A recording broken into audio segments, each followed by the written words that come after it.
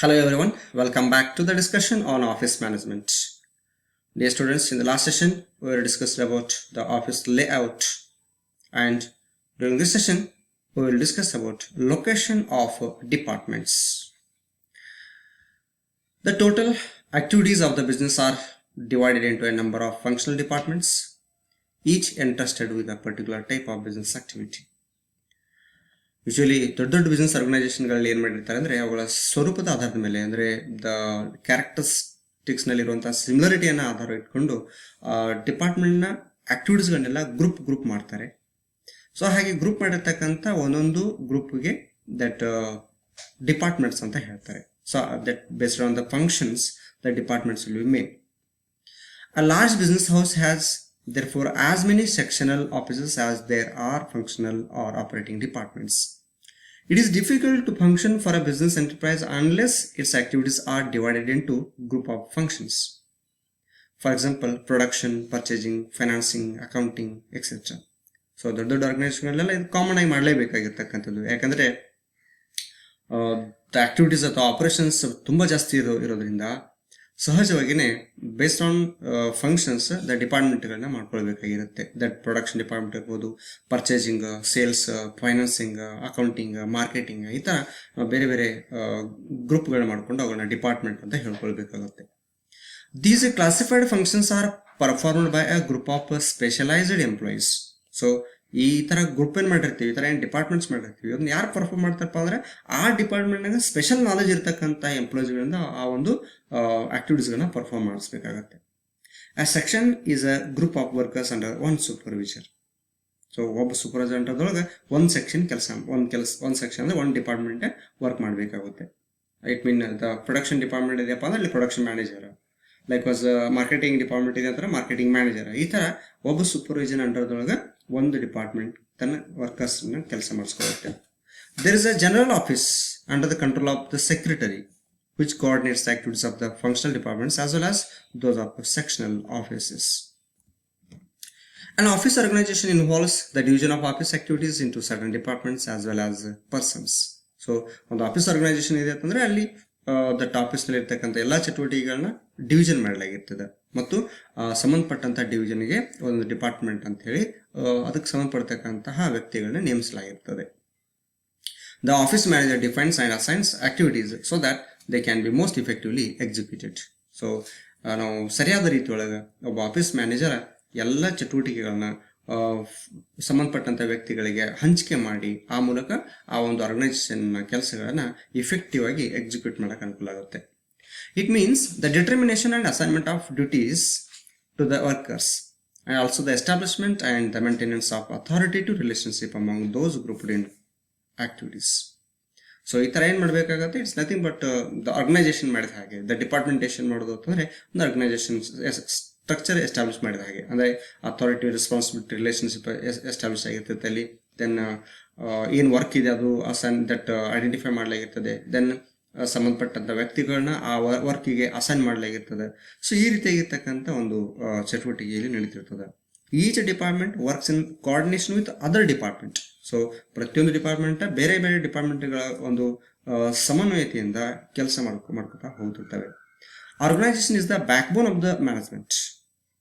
With proper care at all levels it is possible for the management to attain the aimed goal. So proper management ಮಾಡಿದರೆ that mean ಎಲ್ಲ ಲೆವೆಲ್ದಲ್ಲಿ ಇದೆ, top level, middle level, lower level, ಎಲ್ಲ levels of ಮ್ಯಾನೇಜ್ಮೆಂಟ್ಗಳಲ್ಲಿ ನಾವು ಸರಿಯಾದ care ತಗೊಂಡ್ರೆ definitely ನಮ್ಮ ಮ್ಯಾನೇಜ್ಮೆಂಟ್ನ ಅಬ್ಜೆಕ್ಟಿವ್ಸನ್ನ ಅಥವಾ ಆರ್ಗನೈಸೇಷನ್ ಅಬ್ಜೆಕ್ಟಿವ್ನ ಅಚೀವ್ ಮಾಡೋದ್ರಲ್ಲಿ ಯಾವುದೇ ರೀತಿಯಾಗಿರ್ತಕ್ಕಂಥ ತೊಂದರೆ ಇಲ್ಲ ಅಂತ ಹೇಳ್ಬೋದು.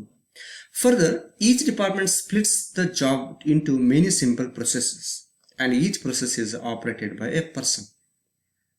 ಮತ್ತೆ ಡಿಪಾರ್ಟ್ಮೆಂಟ್ಗಳನ್ನ ಏನು ಮಾಡ್ತಾರೆ, ಅಲ್ಲಿ ಬೇರೆ ಬೇರೆ ಜಾಬ್ಗಳಾಗಿ ಸ್ಪ್ಲಿಟ್ ಮಾಡ್ತಾರೆ. ಸೊ ಇಟ್ ಮೀನ್ ಒಂದು ಡಿಪಾರ್ಟ್ಮೆಂಟ್ ಇದೆ ಅಂತಂದರೆ ಎಲ್ಲ, ಈಗ ಫಾರ್ ಎಕ್ಸಾಂಪಲ್ ಅಕೌಂಟ್ಸ್ ಡಿಪಾರ್ಟ್ಮೆಂಟ್ ಇದೆ ಅಂತ ಅನ್ಕೊಳ್ಳೋಣ.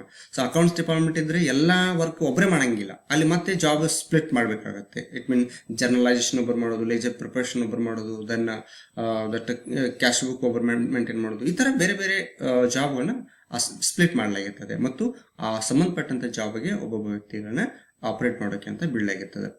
The subdivision of a subdivided job makes the work simple.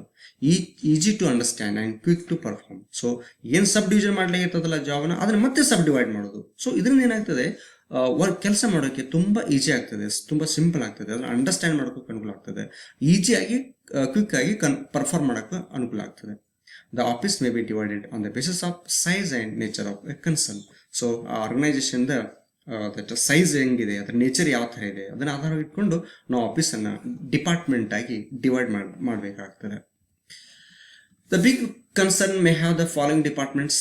ದೊಡ್ಡ ದೊಡ್ಡ ಆರ್ಗನೈಸೇಷನ್ದೊಳಗೆ, ಕಂಪನಿಗಳೊಳಗೆ ಈ ರೀತಿ ಇರ್ತಕ್ಕಂಥ ಡಿಪಾರ್ಟ್ಮೆಂಟ್ಗಳನ್ನ ನಾವು ನೋಡ್ತಾ ಇದ್ದೀವಿ. ಸೊ ಅಕೌಂಟ್ಸ್ ಡಿಪಾರ್ಟ್ಮೆಂಟ್ ಅಂತ ಇರ್ತದೆ.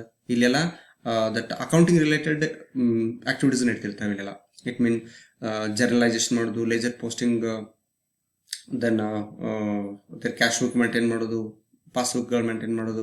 ಸೊ ಈ ಥರ ಒಟ್ಟು ಅಕೌಂಟಿಂಗ್ ರಿಲೇಟೆಡ್ ಎಲ್ಲ ಇನ್ಫಾರ್ಮೇಷನ್ ಈ ಒಂದು ಅಕೌಂಟ್ಸ್ ಡಿಪಾರ್ಟ್ಮೆಂಟಲ್ಲಿ ನಡೀತಿರ್ತವೆ. Then cash department, so it's totally related to the cash activities. Then correspondence department, ಪತ್ರ ವ್ಯವಹಾರಗಳಿಗೆ ಸಂಬಂಧಪಟ್ಟತಕ್ಕಂಥ ಸಪ್ರೇಟ್ ಇಲಾಖೆ ಮಾಡಲಾಗಿರ್ತದೆ. ಇನ್ವರ್ಡ್ ಔಟ್ವರ್ಡ್ ಈ ಥರ ಅದನ್ನು ಅಲ್ಲಿ ಮೇಂಟೈನ್ ಮಾಡ್ತಾರೆ ಅವರು. ಇನ್ಫಾರ್ಮೇಷನ್ ಬಂದದ್ದೇನು, ಎಲ್ಲಿದು ಬಂತು, ಹೇಗೆ ಬಂತು, ಯಾರಿಗೆ ಕಳಿಸಿದ್ವಿ. So that's totally related to the correspondence. Then purchase ಡಿಪಾರ್ಟ್ಮೆಂಟ್ನಲ್ಲಿ the purchase department is responsible for good purchase and is answerable if bad quality of goods are purchased. So purchase department completely purchase ಯಾವಾಗ ಎಷ್ಟು ಮಾಡ್ಕೊಳ್ಬೇಕು, ಯಾವಾಗ ಮಾಡ್ಕೊಳ್ಬೇಕು, ಯಾರ ಕಡೆಯಿಂದ ಮಾಡ್ಕೊಳ್ಬೇಕು ಪರ್ಚೇಸ್ಗಳನ್ನ. Then ಈ ಥರ ಆಮೇಲೆ ಕ್ವಾಲಿಟಿ ಬಗ್ಗೆ ಆಗಿರ್ಬೋದು. ಸೊ ಇವೆಲ್ಲ ಮಹತ್ವದಾಗಿರ್ತದೆ ಪರ್ಚೇಸ್ ಡಿಪಾರ್ಟ್ಮೆಂಟ್ಗೆ. Then sales department is totally related to it's also covered with the marketing. So even promotion related ಆಗಿರ್ತಕ್ಕಂಥ ಇನ್ಫಾರ್ಮೇಷನ್ ಕೂಡ ಈ ಒಂದು ಡಿಪಾರ್ಟ್ಮೆಂಟ್ದಲ್ಲಿ ಇರ್ತದೆ. ಅಡ್ವರ್ಟೈಸ್ಮೆಂಟ್ ಡಿಪಾರ್ಟ್ಮೆಂಟ್, ಇಲ್ಲಿ ಪ್ರಮೋಷನ್ ರಿಲೇಟೆಡ್ ಆಗಿರ್ತಕ್ಕಂತಹ ಒಂದು ವ್ಯವಸ್ಥೆ ಇರ್ತದೆ. ಇಲ್ಲಿ ಸೆಪ್ರೇಟ್ ಆಗಿ ಅಡ್ವರ್ಟೈಸ್ಮೆಂಟ್ ಟೀಮ್ ಇರ್ತದೆ. Then filing or record department. So ರೆಕಾರ್ಡ್ಗಳನ್ನ ಅಂದರೆ ಇಡೀ ಆರ್ಗನೈಸೇಷನ್ದಲ್ಲಿ ಸಾಕಷ್ಟು ವ್ಯವಹಾರಗಳು ನಡೀತಿರ್ತವೆ, ಅವು ಎಲ್ಲದರ ಡೀಟೇಲ್ಸ್ನ ರೆಕಾರ್ಡ್ ಮೇಂಟೈನ್ ಮಾಡಬೇಕಾಗಿರ್ತದೆ. ಅದಕ್ಕೆ ಆ ಫೈಲಿಂಗ್ ಡಿಪಾರ್ಟ್ಮೆಂಟ್ ಅಂತ ಒಂದು ಸೆಪ್ರೇಟ್ ಡಿಪಾರ್ಟ್ಮೆಂಟ್ ಮಾಡಲಾಗಿರ್ತದೆ. ದೆನ್ ಕ್ರೆಡಿಟ್ ಡಿಪಾರ್ಟ್ಮೆಂಟ್ ಇರ್ತದೆ.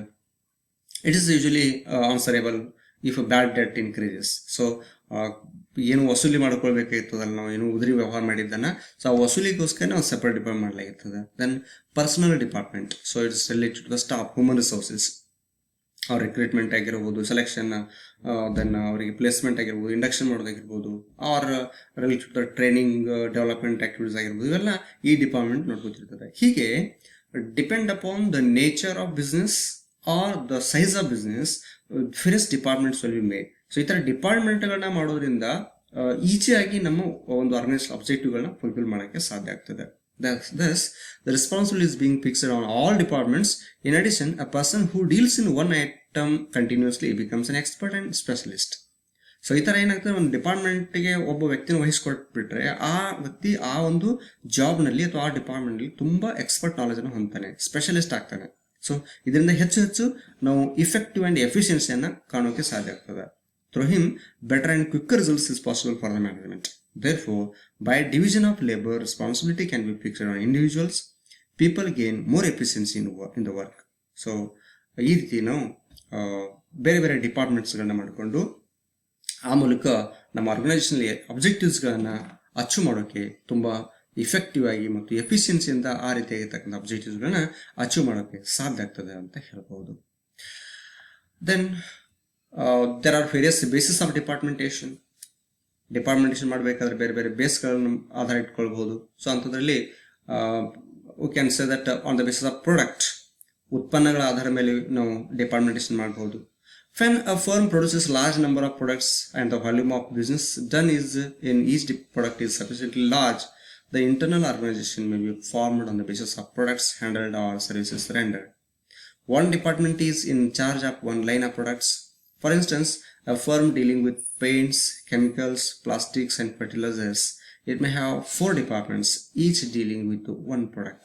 So product basis ಮೇಲೆ ನಾವು ಮಾಡಿರ್ತೀವಿ, ಅಲ್ಲಿ ದಟ್ಸ್ ಪರ್ಟಿಕ್ಯುಲರ್ ಆಗಿ. ಈಗ ಉದಾಹರಣೆಗೆ ಒಂದು ಕಂಪನಿಯೊಳಗೆ ಬೇರೆ ಬೇರೆ ರೀತಿಯಾಗಿರ್ತಕ್ಕಂಥ ವಸ್ತುವನ್ನು ಉತ್ಪಾದನೆ ಮಾಡಿರ್ತೀವಿ. ಈಗ ನೋಡಿದ್ವಿ ನಾವು ಎಕ್ಸಾಂಪಲ್, ಅಲ್ಲಿ ಪೇಂಟ್ ತಯಾರು ಮಾಡ್ತಾರೆ, ಕೆಮಿಕಲ್ಸ್ ತಯಾರು ಮಾಡ್ತಿರ್ತಾರೆ, ಪ್ಲಾಸ್ಟಿಕ್ಸ್, ಫರ್ಟಿಲೈಸರ್ಸ್ ಈ ಥರ ತಯಾರು ಮಾಡ್ತಿದ್ರೆ ಒಂದೊಂದು ಪ್ರಾಡಕ್ಟಿಗೆ ಒಂದೊಂದು ಡಿಪಾರ್ಟ್ಮೆಂಟ್ ಸೆಪರೇಟ್ ಮಾಡ್ಕೊಳ್ಳೋದು. ಸೊ ಈ ರೀತಿಯಾಗಿರ್ತಕ್ಕಂತಹ ಒಂದು ಡಿಪಾರ್ಟ್ಮೆಂಟೇಷನ್ ಮಾಡೋಕ್ಕೆ ಅವಕಾಶ ಇದೆ. ಅದಕ್ಕೆ ಪ್ರಾಡಕ್ಟ್ ಬೇಸ್ಡ್ ಡಿಪಾರ್ಟ್ಮೆಂಟೇಷನ್ ಅಂತ ಹೇಳ್ಬೋದು.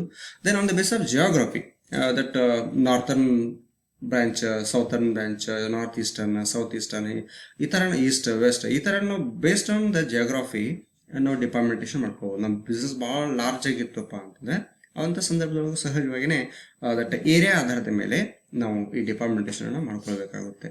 ದೆನ್ ಫಂಕ್ಷನಲ್ ಬೇಸಿಸ್, ಅವ್ರೇನು ಫಂಕ್ಷನ್ ಪರ್ಫಾರ್ಮ್ ಮಾಡ್ತಿರ್ತಾರೆ ಆ ಬೇಸ್ ಮೇಲೆ. ಇದಕ್ಕೆ ಬೆಸ್ಟ್ ಎಕ್ಸಾಂಪಲ್ ಅಂತಂದರೆ production, purchase department, marketing department, accounts department, ಈ ಥರ ದಟ್ಸ್ ಅವರ ನೇಚರ್ ಆಫ್ ಫಂಕ್ಷನ್ ಆಧಾರದ ಮೇಲೆ ಅವುಗಳನ್ನ ಗ್ರೂಪಿಂಗ್ ಮಾಡಿ ಆ ಮೂಲಕ ಡಿಪಾರ್ಟ್ಮೆಂಟೇಷನ್ ಮಾಡ್ಕೊಳ್ಬೋದಾಗಿದೆ. Then on the basis of customers also we can make the grouping. Under this list of departmentation, activities are grouped according to the type of customers. For example, a large clothes store may be divided into wholesale, retail and export divisions.